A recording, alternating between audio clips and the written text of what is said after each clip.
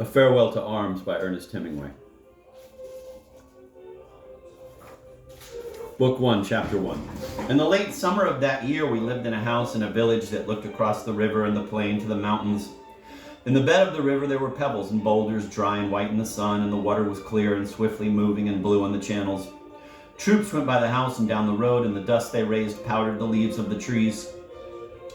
The trunks of the trees, too, were dusty, and the leaves fell early that year, and we saw the troops marching along the road, and the dust rising, and leaves, stirred by the breeze, falling, and the soldiers marching, and afterward the road bare and white, except for the leaves. The plain was rich with crops. There were many orchards of fruit trees, and beyond the plain the mountains were brown and bare. There was fighting in the mountains, and at night we could see the flashes from the artillery. In the dark it was like summer lightning. But the nights were cool, and there was not the feeling of a storm coming.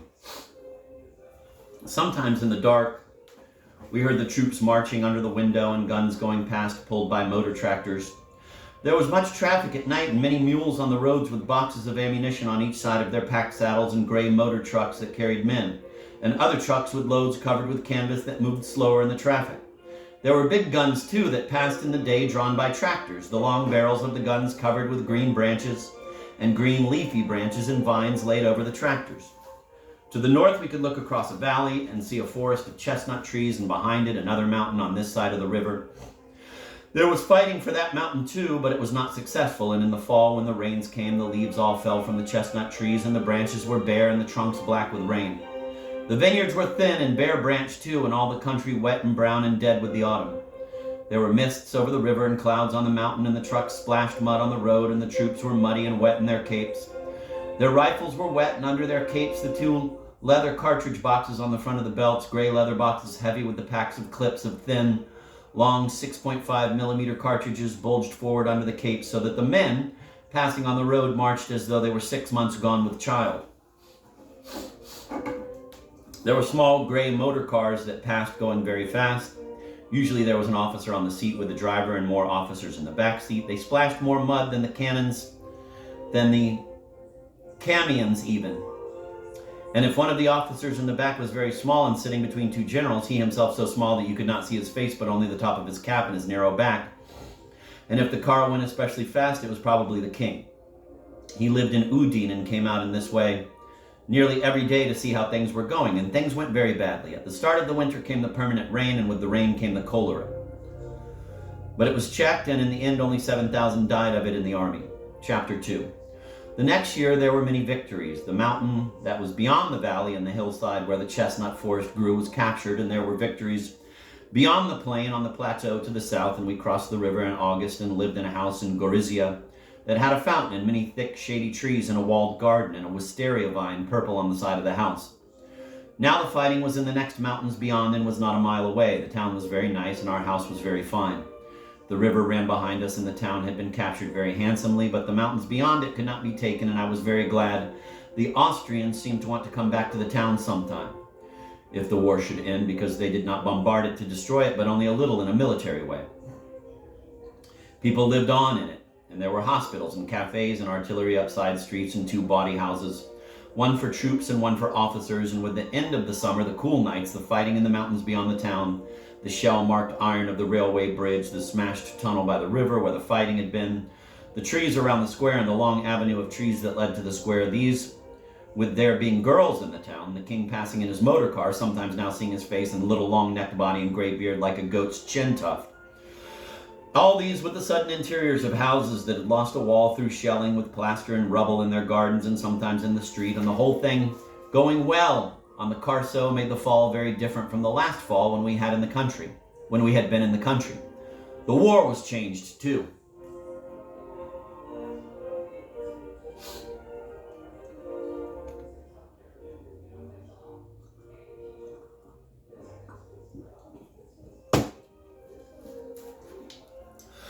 The forest of oak trees on the mountain beyond the town was gone. The forest had been green in the summer when we had come into the town, but now there were the stumps and the broken trunks and the ground torn up. And one day at the end of the fall, when I was out where the oak forest had been, I saw a cloud coming over the mountain. It came very fast, and the sun went a dull yellow, and then everything was gray, and the sky was covered, and the cloud came on down the mountain, and suddenly we were in it, and it was snow. The snow slanted across the wind. The bare ground was covered, the stumps of trees projected, there was snow on the guns, and there were paths in the snow going back to the latrines behind trenches. Later, below in the town, I watched the snow falling, looking out of the window of the body house, the house for officers where I sat with a friend in 2 glasses drinking a bottle of Asti, and looking out at the snow falling slowly and heavily. We knew it was all over for that year.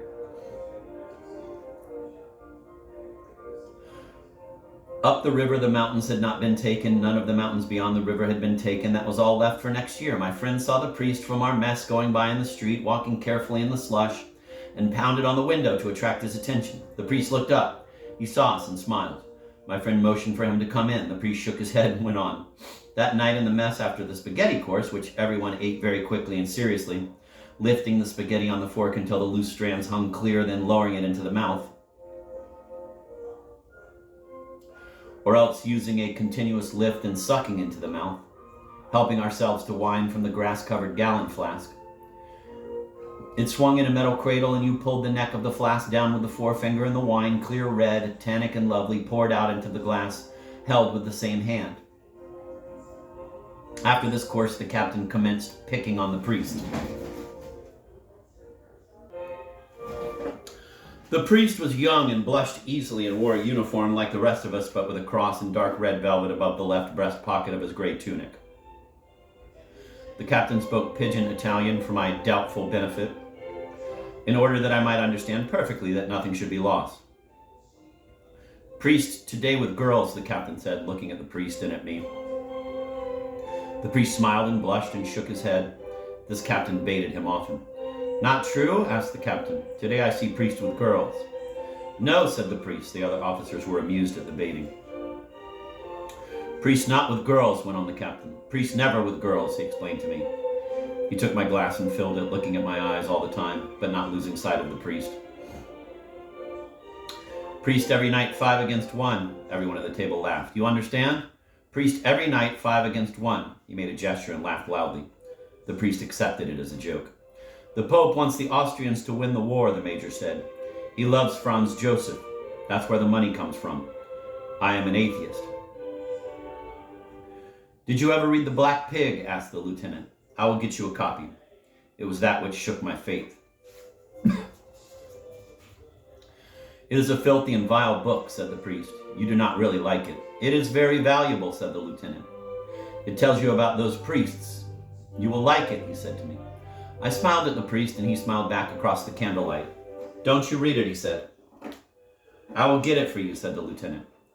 All thinking men are atheists, the major said. I do not believe in the Freemasons, however. I believe in the Freemasons, the lieutenant said. It is a noble organization. Someone came in, and as the door opened, I could see the snow falling. There will be no more offensive now that the snow has come, I said. Certainly not, said the major. You should go on leave. You should go to Rome, Naples, Sicily. He should visit Amalfi, said the lieutenant. I will write you cards to my family in Amalfi. They will love you like a son. He should go to Palermo. You ought to go to Capri. I would like you to see Abruzzi and visit my family at Capricata, said the priest. Listen to him talk about the Abruzzi. There's more snow there than here. He doesn't want to see peasants. Let him go to centers of culture and civilization. He should have fine girls. I will give you the addresses of places in Naples, beautiful young girls, accompanied by their mothers. Ha, ha, ha, the captain spread his hand open, the thumb up and fingers outspread as when you make shadow pictures. There was a shadow from his hand on the wall. He spoke again in pidgin Italian. You go away like this, he pointed to the thumb, and come back like this. He touched the little finger. Everyone laughed.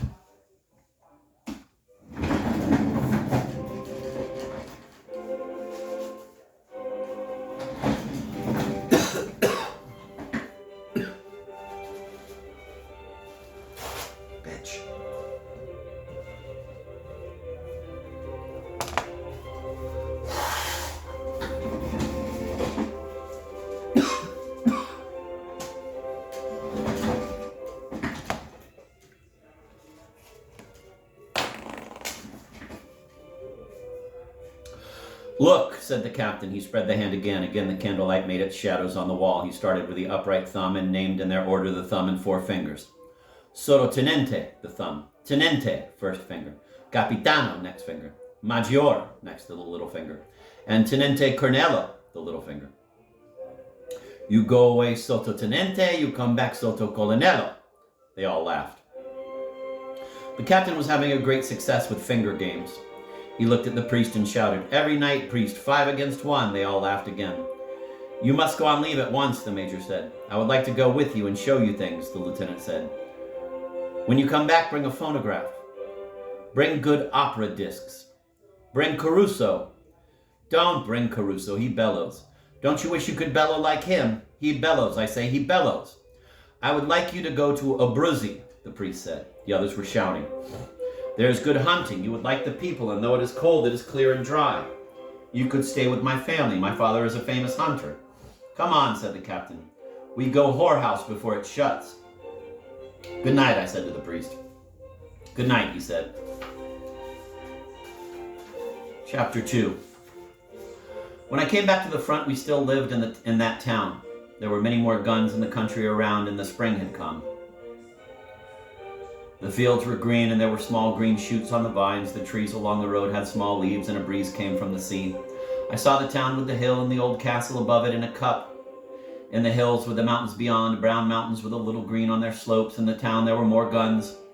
There were some new hospitals. You met British men and sometimes women on the street, and a few more houses had been hit by shell fire. It was warm and like the spring, and I walked down the alleyway of trees, warmed from the sun on the wall, and found we still lived in the same house and that it all looked the same as when I had left it. The door was open. There was a soldier sitting on a bench outside in the sun. An ambulance was waiting by the side door, and inside the door as I went in, there was the smell of marble floors and hospital. It was all as I had left it, except that now it was spring. I looked in the door of the big room and saw the major sitting at his desk, the window open and the sunlight coming into the room. He did not see me, and I did not know whether to go in and report or go upstairs first and clean up. I decided to go on upstairs. The room I shared with the Lieutenant Rinaldi looked out on the courtyard. The window was open, and my bed was made up with blankets, and my things hung on the wall. The gas mask in an oblong tin can, the steel helmet on the same peg. At the foot of the bed was my flat trunk and my winter boots. The leather shiny with oil were on the trunk. My Austrian sniper's rifle with its blued octagon barrel and the lovely dark walnut cheap-fitted Schützenstock hung over the two beds. The telescope that fitted it was, I remembered, locked in the trunk. The Lieutenant Rinaldi lay asleep on the other bed. He woke when he heard me in the room and sat up. Ciao, he said. What kind of time did you have? Magnificent. We shook hands and he put his arm around my neck and kissed me. Oof, I said. You're dirty, he said. You ought to wash. Where did you go and what did you do? Tell me everything at once. I went everywhere. Milan, Florence, Rome, Naples, Villa San Giovanni, Messina, Taormina. You talk like a timetable. Did you have any beautiful adventures? Yes. Where? Milano, Firenze, Roma, Napoli. That's enough. Tell me what was the best? In Milano. That was because it was first. Where did you meet her? In the Cova? Where did you go? How did you feel? Tell me everything at once. Did you stay all night? Yes, that's nothing. Here now we have beautiful girls. New girls never been to the front before. Wonderful. You don't believe me? We will go now this afternoon and see. And in the town we have beautiful English girls. I am now in love with Miss Barkley. I will take you to call. I will probably marry Miss Barkley. I have to get washed and report. Doesn't anybody work now? Since you are gone, we have nothing but frostbites, chilblains, jaundice, gonorrhea, self-inflicted wounds, pneumonia, and hard and soft cankers. Every week someone gets wounded by rock fragments. There are a few real wounded. Next week the war starts again. Perhaps it starts again.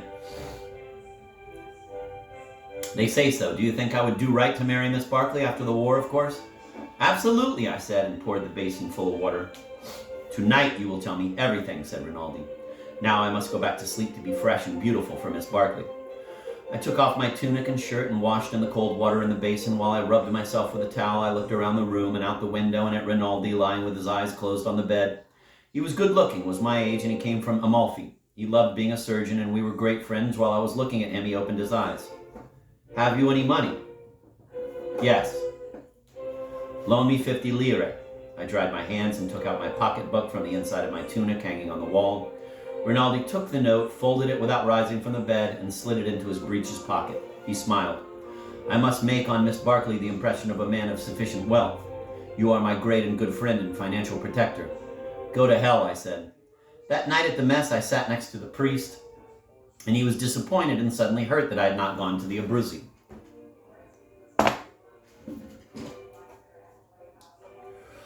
He had written to his father that I was coming, and they had made preparations. I myself felt as badly as he did and could not understand why I had not gone. It was what I had wanted to do, and I tried to explain how one thing had led to another, and finally he saw it and understood that I had really wanted to go, and it was almost all right. I had drunk much wine and afterward coffee and strega, and I explained winefully how we did not do the things we wanted to do. We never did such things. We two were talking while the others argued. I had wanted to go to Abruzzi. I had gone to no place where the roads were frozen and hard as iron, where it was clear, cold, and dry, and the snow was dry and powdery, and hair tracks in the snow, and the peasants took off their hats and called you Lord, and there was good hunting. I had gone to no such place, but to the smoke of cafes, and nights when the room whirled and you needed to look at the wall to make it stop, nights in bed, drunk, when you knew that that was all there was, and the strange excitement of waking and not knowing who it was with you, and the world all unreal in the dark and so exciting that you must resume again unknowing and not caring in the night, sure that this was all and all and all and not caring, suddenly to care very much and to sleep, to wake with it, sometimes morning and all that had been there gone and everything sharp and hard and clear, and sometimes a dispute about the cost, sometimes still pleasant and fond and warm breakfast and lunch, sometimes all niceness gone and glad to get out on the street, but always another day starting and then another night. I tried to tell about the night and the difference between the night and the day, and how the night was better unless the day was very clean and cold, and I could not tell it, as I cannot tell it now. But if you have had it, you know. He had not had it, but he understood that I had really wanted to go to Abruzzi, but had not gone, and we were still friends, with many tastes alike, but with the difference between us. He had always known what I did not know, and what, when I learned it, I was always able to forget, but I did not know that then, although I learned it later. In the meantime, we were all at the mess. The meal was finished, and the argument went on. We two stopped talking, and the captain shouted, "Priest not happy! Priest not happy without girls!" "I am happy," said the priest. "Priest not happy." "Priest wants Austrians to win the war," the captain said. The others listened. The priest shook his head. "No," he said. "Priest wants us never to attack. Don't you want us never to attack?"